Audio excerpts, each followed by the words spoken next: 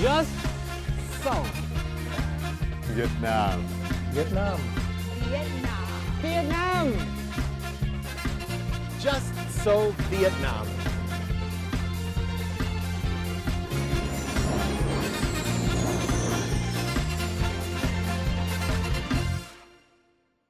Hello and welcome to Just So Vietnam, a Vietnam travel guide and a guide to the way of life here. In the next 10 minutes we're going to explore modern-day Vietnam through the eyes of expats who call it home. Here's the headlines for today's show. Meet Sam in his segment of Just Ask with some tips for you when learning about Vietnamese wordplay. And then, in our segment of Just Try, let's join Jerry Flynn to taste one of the weirdest foods in Bac Cang Northern Province. And last but not least, a useful tip about motorbike rental for solo travelers in Vietnam will end our show.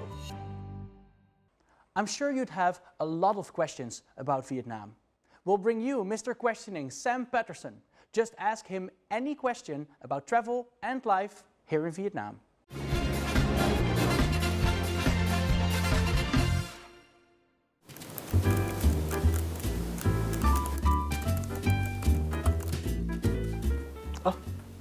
Sam, sao đấy? Mùi bị bạn gái dần rồi. Tưởng gì, chuyện thường ngày ở huyện mà. Mà này, tôi biết quán cà phê này, đồ uống ngon, hết sảy con bà bảy. Ông mà dẫn bạn gái đến á, đảm bảo cô sẽ phê như con tê tê luôn. It's really interesting to see how Vietnamese people play with words and use puns in everyday conversation.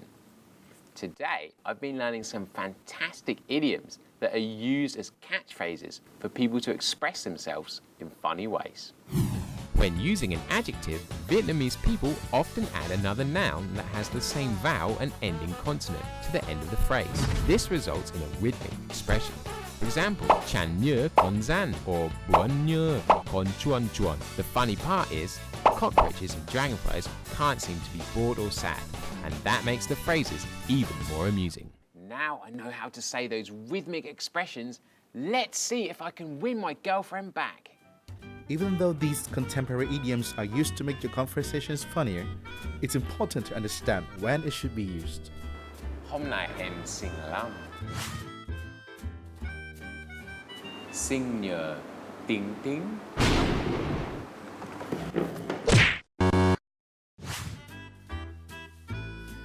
Xinh nhờ linh tinh.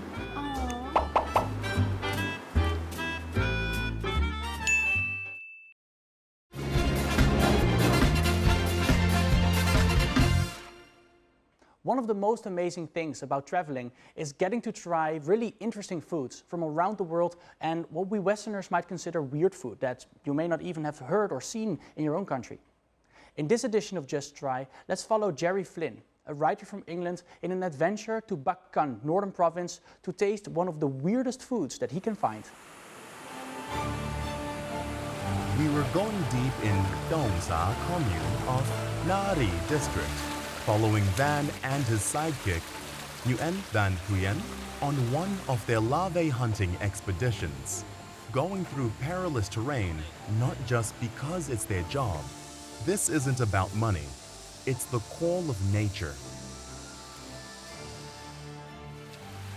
We wade further upstream, slipping about like figure skaters on a racetrack, but Van and Huyen have the skills of mountain goats, as they constantly climbed with small sticks in their hands.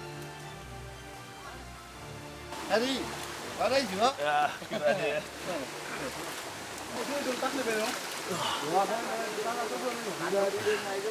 I'm 26 and this is ridiculously hard for me. These guys, I don't know how old they are, but they are machines. This is ridiculous. It looks frustrating. Maybe I'm not the type of person for an expedition like this. And larva hunting? Whoa, it must really be very challenging. Let's see what they're doing over there.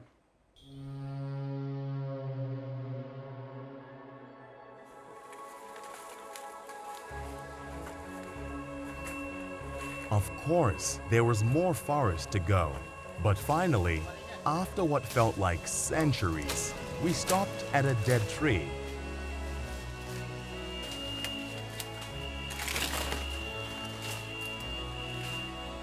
Đây là cây của vườn nhà thôi.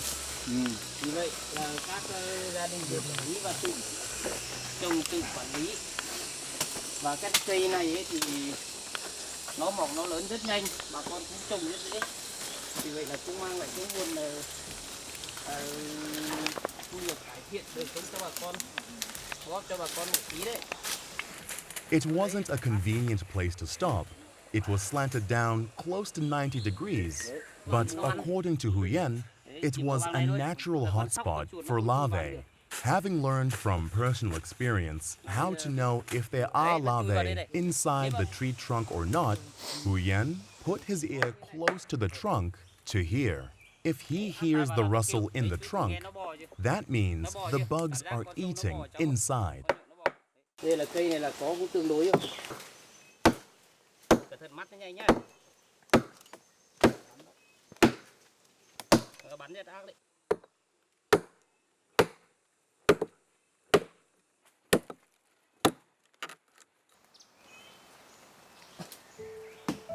Hacking away at the dead tree, Huyen wedged the head of the axe in between the split of the bark and opened a hefty, fleshy wound in the dead log. Cây nào mà nếu mà nó có nhiều để sớm ở đoạn dưới đoạn bé lắm. Đây này. Tí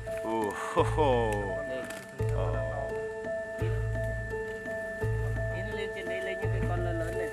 Cây này là nó vừa mới vào. I wonder if these things can bite. Oh, they have got little teeth, haven't they? That's disgusting. Nó sẽ ăn khi nào ăn mà ăn hết cảm thấy là xung quanh này là nó thành bột hết. Là mỗi một cây là nó sẽ được vài cân. Thực ra là nó ăn là rất nhiều nhộng thì nó phải ăn như thế này.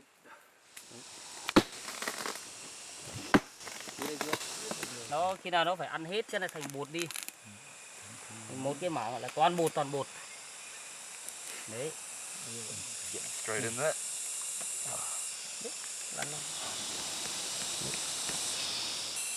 Đây là con mẹ nó này.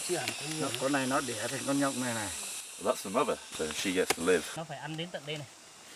Rồi bỏ đi. Đấy. Nâu xốp rồi. Nó lại bỏ cái kia ra. Đến già nhá. Nó chuẩn bị là thành con già nhá.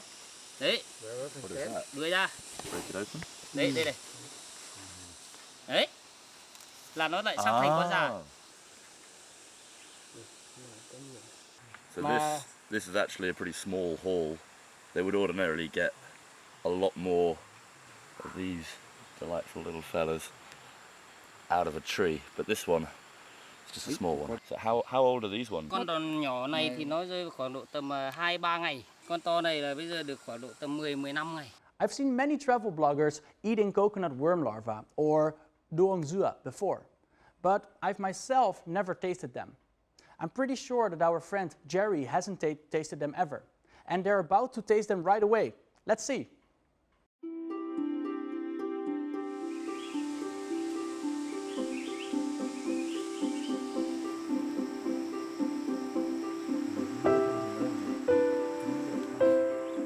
While Van was busy instructing Jerry on how to skewer these hulking, yellow worms, they feel like soft, cooked pasta shells. Today's not a lucky day for Van and Huyen because normally they can get 5 to 6 kilograms. Even some of the bigger ones have about 10 kilograms of worms. At local market, they can sell for 200,000 Vietnam dong per kilo.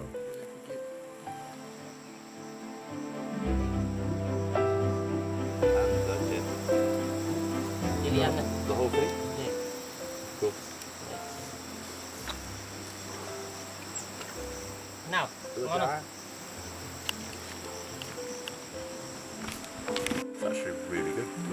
Nó có mùi, nó rất thơm. Nhẹ. Crispy. Rất thơm. Như là Bây giờ là dùng nữa đấy. như là con muỗng.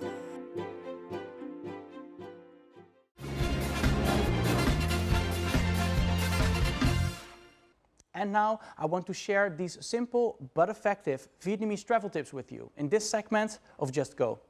Hope that you too can dive right into the deep end and experience what this incredible country has to offer.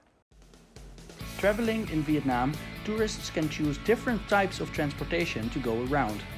One of the most popular transportation that you see on the streets is motorbike. It is also common for travelers to rent their own bikes, as it is a great opportunity for you to discover Vietnam on your own. Here are some tips you should know before renting a motorbike. Places that rent bikes to foreigners are more likely to be located in tourist areas, for example, Pham Ngu Lao area in Ho Chi Minh or the Old Quarter in Hanoi. Prices for motorbike rental will be around $6 to $13 per day. You will need to fill out a form to answer some personal information and to leave your passport or ID card as a deposit. Do not forget to get the contact details of the rental place in case something happens with your bike. Most places will have a selection of manual shift and automatic shift motorbikes for you to choose. You must check the bike before leaving. Tires, brakes, gear stick, and horn should be in good condition. Also check if all lights and indicators can be turned off and on. If possible, you should take a quick test ride around the block. And last but not least, do not forget to wear a helmet and comply with the traffic regulations. Have a safe trip! And with that, we already come to the end of this episode. Now, if you like this program, then be sure to leave your comments on our fan page, V2V World, or to subscribe to our YouTube channel. I am Martijn on Just So Vietnam!